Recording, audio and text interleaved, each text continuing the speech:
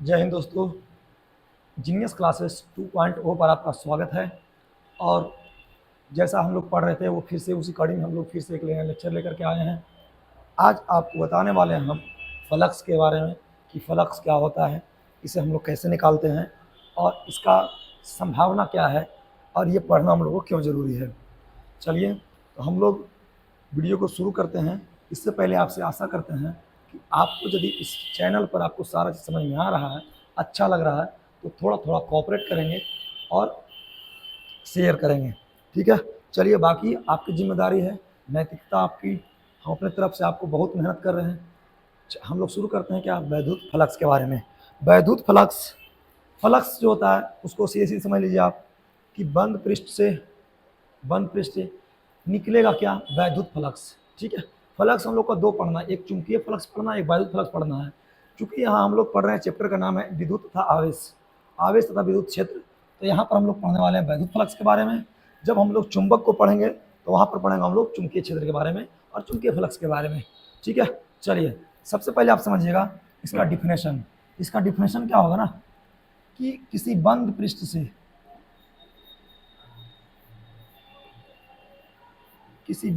से लंबवत गुजरने वाला विद्युत क्षेत्र रेखा को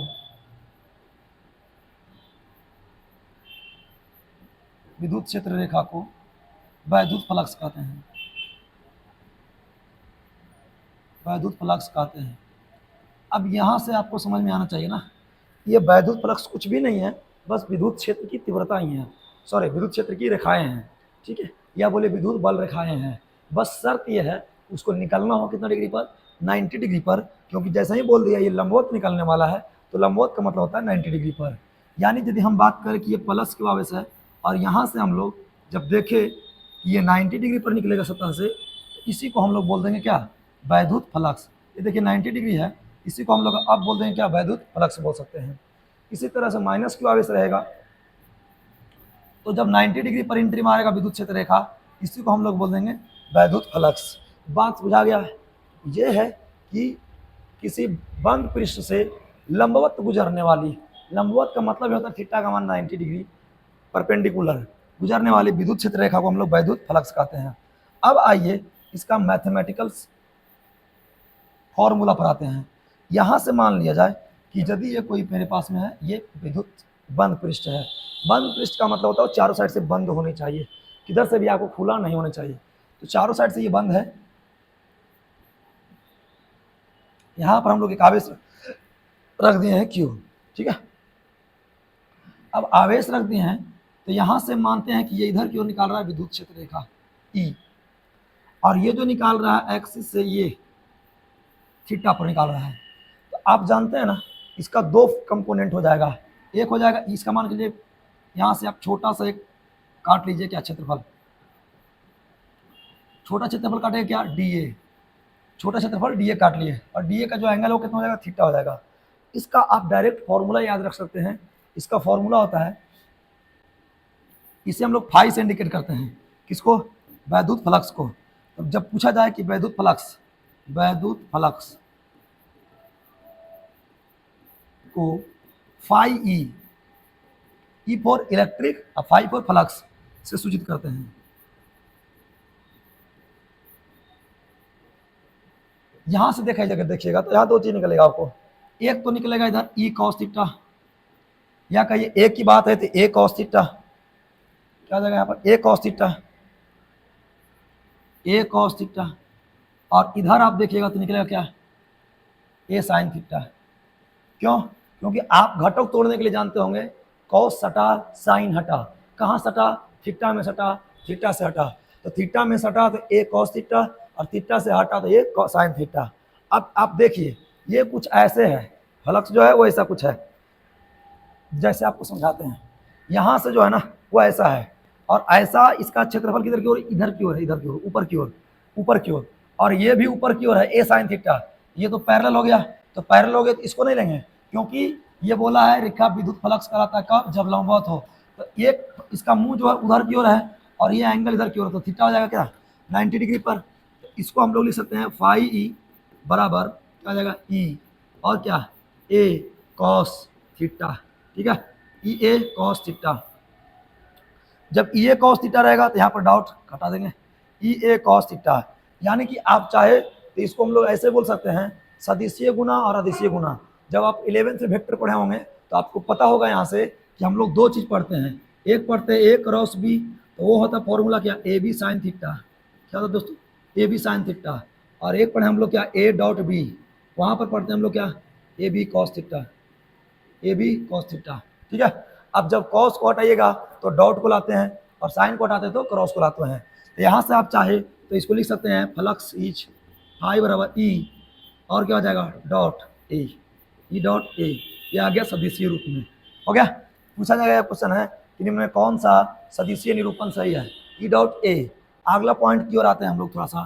तो आप यहाँ से आपको हम बताने जा रहे हैं कि फ्लक्स जो है ना, फ्लक्स एक अदिश राशि है। ध्यान रखिएगा, कैसा राशि है, अदिश राशि है, क्योंकि फ्लक्स के पास दिशा नहीं होता है, अदिश राशि है। ठीक है, फ्लक्स एक अदिश राशि है। बाकी फॉर्मूला आपका हो गया ई ए कॉस थीटा, और इसी से इस अदिश को हम लोग सदिशीय निरूपण में कन्वर्ट किए हैं। तो आप जानते हैं कि ये सदिशीय गुना है और ये वाला अदिशीय गुना है, जिसके कारण से कॉस को हटाए तो हम लोग डॉट को लाए हैं और साइन को हटाए हैं तो क्रॉस को लाए हैं। ये बात आप लोग पढ़े होंगे। आगे जो इसका सबसे इंपॉर्टेंट सेक्शन है वो है आपका इसका बीमा और इसका मात्रक। तो चलिए इसका सबसे पहले देखते हैं फ्लक्स का मात्रक। ये हो जाएगा क्या, फ्लक्स का मात्रक। फ्लक्स का मात्रक, मात्रक आपको याद नहीं रखना है, मात्रक आपको निकालना है। यहाँ से हो जाएगा फाई बराबर ई ए कॉस थीटा। फॉर्मूला जो है उसको लिखिए, इसका मात्रक क्या हो जाएगा न्यूटन मीटर स्क्वायर, न्यूटन प्रति कूलम स्क्वायर, न्यूटन प्रति कूलम। विद्युत क्षेत्र का तीव्रता का मात्रक क्या हो जाएगा न्यूटन प्रति कूलम। और क्या, इसको देखिए ये क्या हो गया क्षेत्रफल, तो मीटर का स्क्वायर हो गया मीटर स्क्वायर। कॉस थीटा कोई मात्रक नहीं होगा। तो फाई ई का जो मात्रक निकल करके आया वो आया न्यूटन मीटर स्क्वायर प्रति कूलम। एक मात्रक ये है, और दूसरा मात्रक मेरे तरफ से याद रखेंगे, ये वाला एक भी मात्रक पूछा गया है, एक होता है वोल्ट मीटर। ये आपको चैप्टर नंबर 2 से कन्वर्ट करके बताएंगे आपको। ठीक है, ये होता है वोल्ट मीटर। यहाँ से हम दो मात्रक निकाल के लेकर आए फ्लक्स का। पहला मात्रक हो गया न्यूटन मीटर स्क्वायर प्रति कूलम। इसको आप चाहे तो लिख सकते हैं न्यूटन मीटर स्क्वायर प्रति कूलम। ठीक है, ये हो गया क्या वोल्ट मीटर, इसको क्या बोलेंगे वोल्ट मीटर। ये दो मात्रक आज याद रखेंगे किसका, फ्लक्स का। आइए थोड़ा बीमा निकालते हैं। बीमा निकालने के लिए भी आपको क्या होना चाहिए, फॉर्मूला याद होना चाहिए। बीमा बराबर क्या हो जाएगा फाई बराबर ई ए कॉस थीटा। कॉस थीटा कोई बीमा नहीं होगा, क्योंकि ये कैसा एंगल है, तो एंगल का कोई बीमा नहीं होता है। ई का बीमा क्या होता है M L two, M L two T माइन, एक minute M L T minus three और क्या हो जाएगा ए माइनस वन। ये होता है विद्युत क्षेत्र की बीमा। ठीक है, और ए का बीमा क्या होता है एल टू, क्योंकि लंबाई इंटू लंबाई, लंबाई गुना चौड़ाई, और लंबाई भी एक प्रकार का लंबाई है, चौड़ाई भी एक प्रकार का लंबाई है, इसलिए एल स्क्वायर। अब इसको आप पूरा कॉस थीटा कोई बीमा होगा नहीं, एम है इधर नहीं है, इधर लिख दीजिए एम, एल एगो और एगो दो गो, तीन को हो गया एल थ्री, और टी क्या है टी माइनस थ्री और ए माइनस वन। ये हो गया इसका बीमा। ठीक है, इसको आप याद रखेंगे, ऑब्जेक्टिव के लिए ये सब इंपॉर्टेंट रहने वाला है। फ्लक्स का बीमा M L three T minus three A minus one. मात्रक क्या हो जाएगा volt metre newton metre square प्रति कूलम। अब जो सबसे इंपॉर्टेंट सेक्शन है वो कुछ ये है आपका कि आपको हम पढ़ाए हैं कि फाई बराबर ई ए कॉस थीटा। ठीक है, आपको बताया गया है कि जिस फॉर्मूला में कॉस थीटा आ जाता है वहाँ पर हम लोग तीन केस को डील करते हैं। जिस फॉर्मूला में दो थीटा साइन थीटा आ जाता है उस फॉर्मूला को हम लोग दो केस में डील करते हैं। तो हम लोग सबसे पहले ये तो जानना होगा ना कि क्या आखिर चल रहा है क्या। तो सबसे पहले हम लोग देखते हैं क्या तीन केस। तो केस नंबर एक देखिएगा, केस नंबर में एक में क्या आ जाएगा बाबू, यदि किसके किसके बीच का एंगल ई और ए, पता है यदि ई और ए के बीच का कोण कितना डिग्री हो जाए 0 डिग्री हो, या इसी को क्या बोलते हैं समांतर हो। 0 डिग्री को हम लोग क्या बोलते हैं बाबू समांतर हो। समांतर का माना एक इधर रहेगा तो दूसरा भी इधर रहेगा, यदि ई इधर है तो ए भी इधर ही रहेगा, ऐसे हो जाएगा। यदि ऐसे बात करें तो एक ये ले लीजिए और ए इधर है तो ई भी इधर ही है, दोनों एक ही बात है। थीटा का मान है कितना डिग्री है, 0 डिग्री हो जाएगा। और जैसे ही 0 डिग्री हो जाएगा तो फाई ई का मान कितना हो जाएगा, ई ए और कॉस थीटा की जगह पर कितना रख देंगे, 0 डिग्री रख देंगे। जैसे ही कॉस थीटा का मान 0 रखिएगा आप तो फाई ई बराबर हो जाएगा ई ए कॉस 0 का मान कितना 1। तो फाई ई का मान जो आया निकल करके वो आ गया क्या, ई ए के बराबर। ठीक है, ये आ गया मेरा कैमा केस, प्रथम केस आ गया। अब आप चाहे इसका दूसरा केस भी बना सकते हैं। दूसरा केस कैसे बनेगा, बहुत दूसरा केस जो बनेगा 90 पर बनेगा और तीसरा केस जो बनेगा वो 180 पर बनेगा। ठीक है, तो सबसे दूसरा बात हम लोग देखते हैं केस नंबर 2। केस नंबर 2 है यदि ई और ए के बीच का कोण